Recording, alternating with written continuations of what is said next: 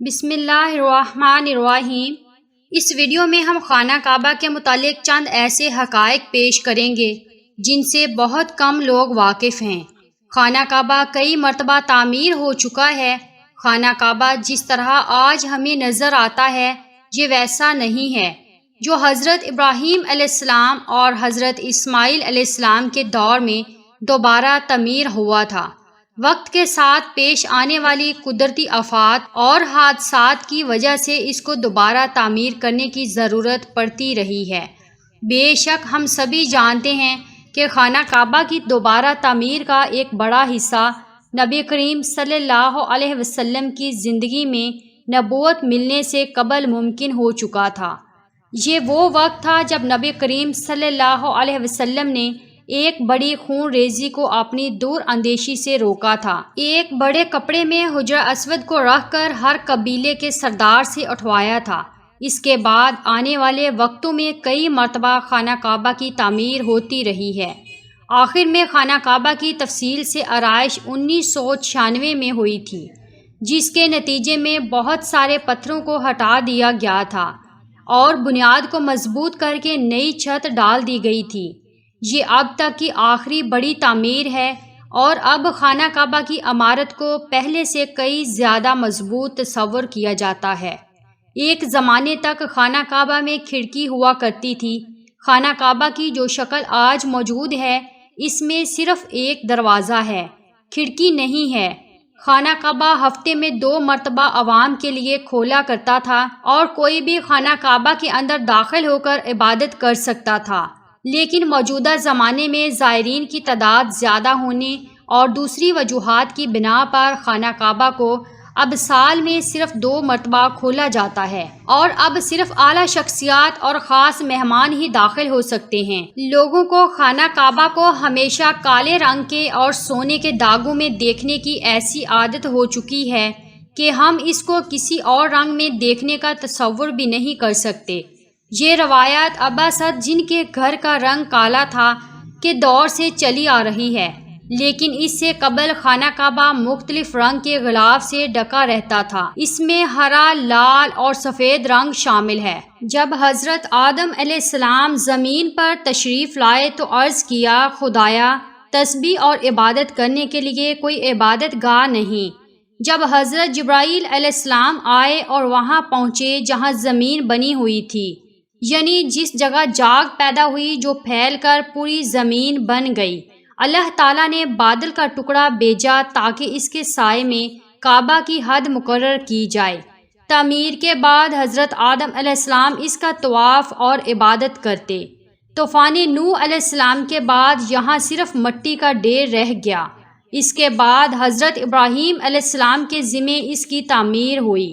ارشاد باری تعالیٰ ہے، اور جب ہم نے ابراہیم کو قبلے کی جگہ مقرر کر دی اور اس شرط پر کہ میرے ساتھ کسی کو شریک نہ کرنا، میرے گھر کو طواف، رکوع، قیام اور سجدے کے لیے صاف رکھنا، اسی طرح روئے زمین پر پہلی اسلامی مسجد مسجد حرام کے نام سے تعمیر ہوئی، جس کی اونچائی 3 اطراف میں 45، 32 اور 37 میٹر بلند تھی۔ عرب اور ایران کے درمیان ملک عراق میں نمرود کی حکومت قائم تھی۔ شہر ببل کے قریب شہر ار نامی بستی میں سامی قبیلے کے طارق نامی شخص جن کے گھر میں بت پرستی عام تھی، اس گھر میں حضرت ابراہیم علیہ السلام پیدا ہوئے۔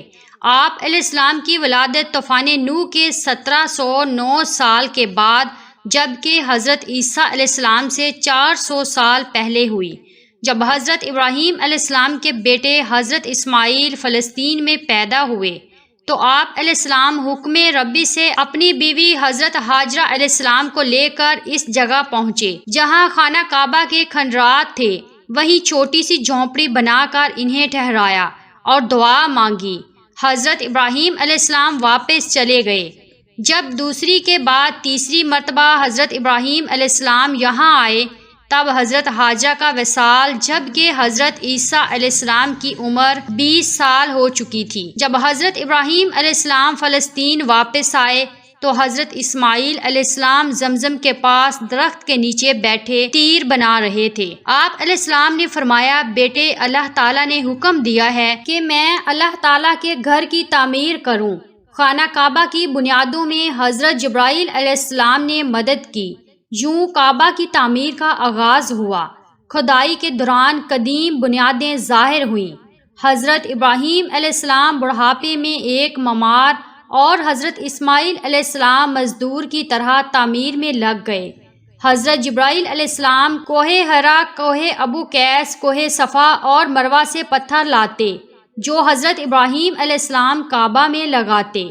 جب کعبے کی دیواریں بلند مقام پر پہنچ گئی تو مزید تعمیر کے لیے جبرائیل کی نشانی پر ایک چھوٹی سی کھوہ سے 2 پتھر لائے گئے۔ اس میں سے ایک حجرہ اسود اور دوسرا مقام ابراہیم کے نام سے متعارف ہوا۔ حدیث مبارکہ ہے، جب حجرہ اسود جنت سے اتارا تو دودھ سے بھی زیادہ سفید تھا، مگر انسانوں کے گناہوں نے اسے سیاہ کر دیا۔ مقام ابراہیم کا پتھر بھی جنت کے یاقوت میں سے ہے۔ جیسے جیسے دیواریں بلند ہوتی، اسی طرح یہ پتھر بھی اونچا ہوتا جاتا تھا۔ اسی پتھر پر کھڑے ہو کر حضرت ابراہیم علیہ السلام نے حج کا اعلان کیا تھا۔ اس پتھر پر ان کے دونوں پیروں کے نشان اب بھی واضح ہیں۔ یہ بیت اللہ بغیر چھت کے مستطیل نما، جس کے 2 دروازے جو زمین کے برابر تھے، جن سے ہر خاص و عام کو گزرنے کی اجازت تھی۔ خانہ کعبہ کا یہ انداز صدیوں رہا۔ قریش نے بیت اللہ کے شمال کی طرف 3 ہاتھ چھوڑ کر مکعب نما یعنی کوی بنایا اور چھت ڈال دی، مغربی دروازہ بند جبکہ مشرقی دروازے کو بلند کر دیا۔ حجرہ اسود کو دوبارہ رکھنے کا مشہور واقعہ بھی اسی دور کا ہے۔ مؤذن اسلام حضرت بلال حبشی رضی اللہ تعالیٰ عنہ کو خانہ کعبہ کی چھت پر سب سے پہلے اذان دینے کا شرف حاصل ہوا۔ خانہ کعبہ کے 3 ستون، 2 چھتیں اور 1 دروازہ ہے۔ کعبہ کے اندر رکن عراق کے ساتھ باب توبہ ہے۔ اندر ایلومینیم کی 50 سیڑھیاں ہیں جو چھت تک جاتی ہیں۔ چھت پر 1.25 میٹر شیشے کا ایک حصہ ہے جو قدرتی روشنی اندر پہنچاتا ہے۔ کعبے کے اندر سنگ مرمر سے تعمیر اور قیمتی ہیرے لٹکے ہوئے ہیں۔ قدیم روایات کے مطابق ایک صندوق بھی ہے۔ کعبہ کی موجودہ عمارت 1996 میں تعمیر کی گئی، جبکہ توسیع کا عمل بھی جاری رہتا ہے۔ عمارت 14 میٹر اونچی، دیواریں 1 میٹر سے زیادہ چوڑی ہے۔ اس کے شمال کی جانب نصف دائرے میں جو جگہ ہے اسے حتیم کہتے ہیں۔ اسی دیوار کے باہر طواف کیا جاتا ہے۔ کعبہ سے 13.25 میٹر مشرق میں مقام ابراہیم ہے۔ 1967 سے پہلے اس جگہ کمرہ تھا جو اب سونے کی جالی میں بند ہے۔ اس مقام کو مصلی کا درجہ حاصل ہے۔ امام کعبہ اس کی طرف سے کعبہ کی جانب رخ کر کے نماز پڑھتے ہیں۔ حجرہ اسود کعبہ کے جنوب مشرق میں تقریباً 2.5 فٹ قطر کے چاندی میں چڑھے مختلف شکلوں کے چھوٹے چھوٹے 8 سیاہ پتھر ہیں۔ کعبہ شریف کا طواف حجرہ اسود سے ہی شروع ہوتا ہے۔ مسجد حرام کے جنوب مشرق میں 21 میٹر فاصلے پر آب زمزم کا کنواں ہے، جو 4000 سال قبل معجزے کی صورت میں کعبہ کے بے آب ریگستانی علاقے میں جاری ہوا۔ یہ سوکھ گیا تھا، جسے آپ صلی اللہ علیہ وسلم کے دادا عبد المطلب نے خدا کے حکم سے دوبارہ کھدوایا۔ 1953 تک تمام کنووں سے پانی ڈھول کے ذریعے نکالا جاتا تھا۔ کعبہ کے دروازے کو باب کعبہ کہتے ہیں، جو زمین سے 2.3 میٹر بلند ہے۔ خانہ کعبہ کے جنوب مغربی کونے کا نام رکن یمانی ہے۔ آپ صلی اللہ علیہ وسلم کے مطابق یہ رکن اور حجرہ اسود دونوں جنت کے دروازے ہیں۔ غلاف کعبہ کی ابتدا بنی اسرائیل نے کی تھی۔ وہ ہمیشہ سیاہ رنگ کے ریشم سے تیار اور سال میں 1 مرتبہ تبدیل کیا جاتا ہے۔ باب کعبہ اور حجرہ اسود کے درمیان دیوار کا حصہ ملتزم کہلاتا ہے۔ یہ بیت اللہ کے وہ مقام جہاں دعائیں قبول ہوتی ہیں۔ ملتزم کو بہت اہمیت حاصل ہے، لوگ اس سے لپٹ لپٹ کر دعائیں مانگتے ہیں۔ کعبہ کی چھت پر لگے پرنالے کو میزاب رحمت کہتے ہیں۔ یہ پرنالہ سونے کا بنا ہوا ہے۔ حضرت آدم علیہ السلام، حضرت حوا علیہ السلام اور حضرت جبرائیل علیہ السلام کے بعد حضرت شیش علیہ السلام نے خانہ کعبہ کی تعمیر کی، جو طوفان نوح تک قائم رہی۔ پھر حضرت ابراہیم کے بعد بنو ابراہیم نے تعمیر کی۔ اس وقت شدید بارشوں کی وجہ سے اس کی دیواریں بوسیدہ ہو گئی تھی۔ بیت اللہ کی تعمیر کا شرف قوم آلکا کو بھی حاصل ہے۔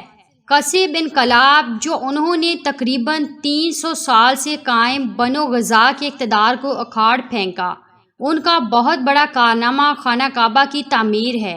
قریش میں وہ پہلے شخص تھے جنہیں یہ سعادت حاصل ہوئی۔ انہوں نے کعبہ کی چھت میں کھجور کی لکڑی اور شاخیں استعمال کی۔ جب حضرت محمد مصطفیٰ صلی اللہ علیہ وسلم کی عمر 35 سال تھی، اس زمانے میں خانہ کعبہ کی از سر نو تعمیر ہوئی۔ قریش کی تعمیر کو 1 صدی بھی نہ گزری تھی کہ مشہور صحابی رسول حضرت زبیر رضی اللہ تعالیٰ عنہ کے صاحبزادے حضرت عبداللہ نے اسے دوبارہ تعمیر کروایا۔ خلیفہ عبد الملک بن مروان کے زمانے میں حجاج بن یوسف نے خلیفہ کو لکھا کہ عبداللہ بن زبیر نے بیت اللہ کی تعمیر قریش کی تعمیر سے ہٹ کر کی ہے۔ خلیفہ کے حکم پر حجاج نے کعبہ کو دوبارہ از سر نو تعمیر کروایا۔ اس تعمیر کے 1 سال کے بعد مکہ میں شدید بارش اور ژالہ باری نے سیلابی صورتحال پیدا کر دی، جس سے کعبہ کی دیواروں میں دراڑیں پڑ گئی۔ تو سلطان مراد خان شاہ قسطنطنیہ کے حکم پر جمادی اول 1040 ہجری کو تعمیر کا آغاز ہوا، جو 6 ماہ تک جاری رہا۔ سوائے حجرہ اسود کے تمام عمارت دوبارہ تعمیر ہوئی۔ اندر سنگ مرمر کا فرش، انتہائی نفیس مخملی چھت، گھری لگائی نفیس سیاہ ریشم پردہ جس پر کلمہ طیبہ اور نیچے سلطان کا نام تھا۔ آخر میں سعودی فرمان رواں شاہ فہد نے خانہ کعبہ کی تعمیر شروع کرائی۔ اس کے ساتھ مسجد الحرام کی تاریخ توسیع کا منصوبہ شامل ہوا۔ اس منصوبے سے کعبہ کے شمال مشرقی اور شمال مغربی حصے میں 4 لاکھ مربع میٹر سے زائد جگہ کا اضافہ ہوا۔ ابھی تک مزید توسیع کا کام جاری ہے، جہاں اس وقت دنیا بھر سے لاکھوں افراد حج مبارکہ کی سعادت حاصل کر رہے ہیں۔ آج خانہ کعبہ کی اونچائی 15 میٹر ہے، تاہم اس کی چوڑائی ہر جانب مختلف پیمائش رکھی ہے۔